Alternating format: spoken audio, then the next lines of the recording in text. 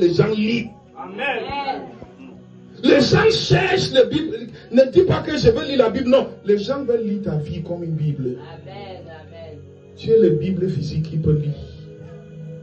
Est-ce que ta vie, quand on regarde ta vie, on voit Jésus?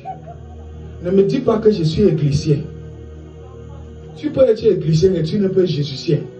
Ça veut dire que tu n'as pas de relation avec Jésus. Vérité. Tu peux partir à l'église, mais Dieu ne te connaît pas. Vérité, papa. Vérité. Tu peux être là maintenant, là, et tu n'es pas sauvé. Amen. La plus grande chose que Dieu va te faire dans cette convention, c'est que avant que tu quittes ici, il faut avoir une relation avec Jésus. Il faut établir une relation avec Jésus. Amen. Car Dieu ne peut pas utiliser quelqu'un pour un rêver qui n'a pas de relation avec lui. Pas de relation avec lui. C'est pour ça que mon frère, j'ai lu l'histoire comment les apôtres ont été tués. Ça m'a fait pleurer. Ces gens, ce qu'ils ont vu, ils étaient prêts, ils ont regardé. J'ai dit hier qu'un artisan d'un rêve authentique ne doit pas aimer sa vie plus que Dieu.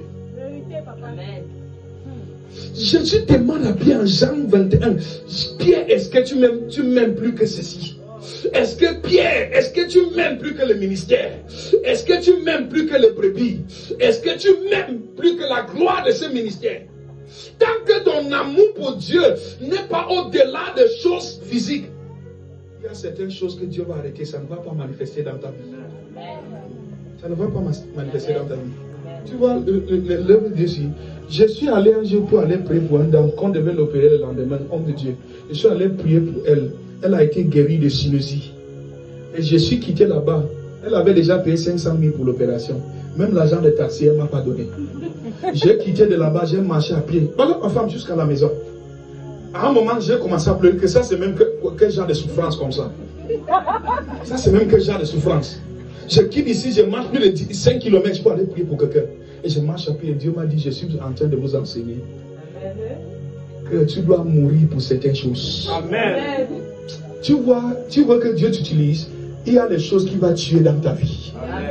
Tant que ça ne... J'ai dit dans ce royaume, on ne vit pas pour mourir, on meurt pour vivre. Amen. Amen. Amen. Tout homme de Dieu est un homme mort.